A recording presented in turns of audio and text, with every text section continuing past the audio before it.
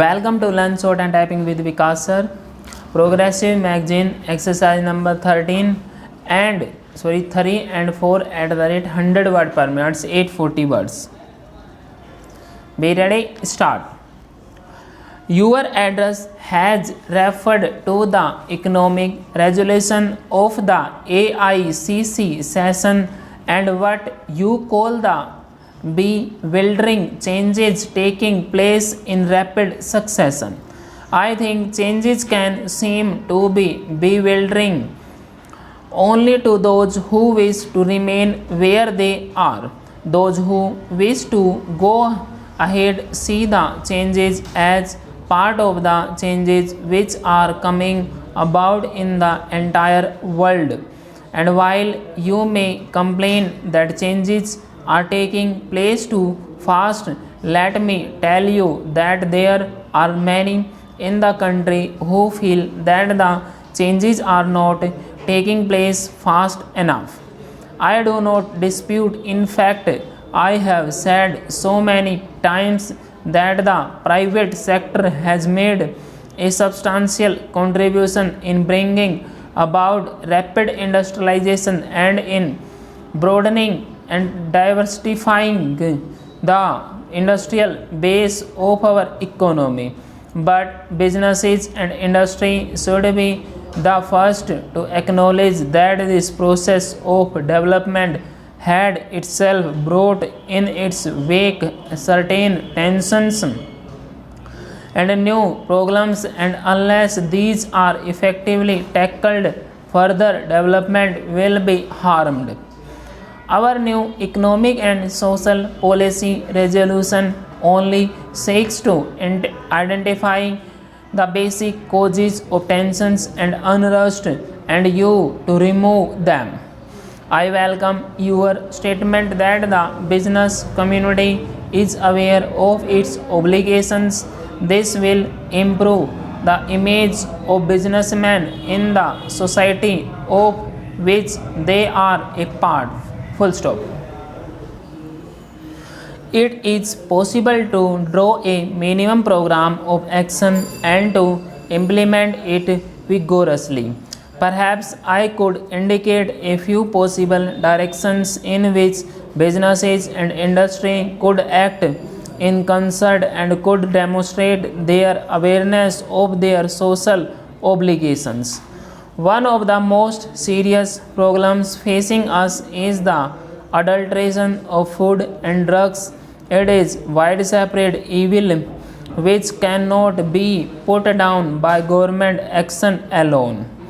Enlightened sections of the business community could mount a campaign against this evil which not only deprives the consumer of the value of his money but in many cases poses a positive health hazard.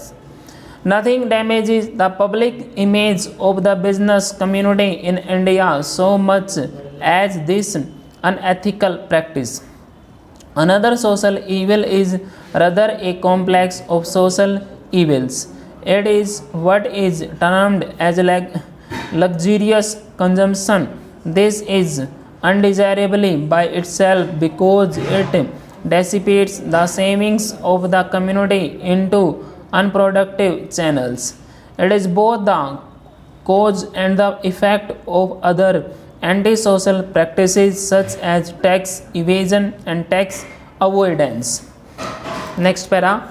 In Mumbai, you have certain specified programs. I refer to one program which is mentioned to me by every single foreign tourist who come to Mumbai.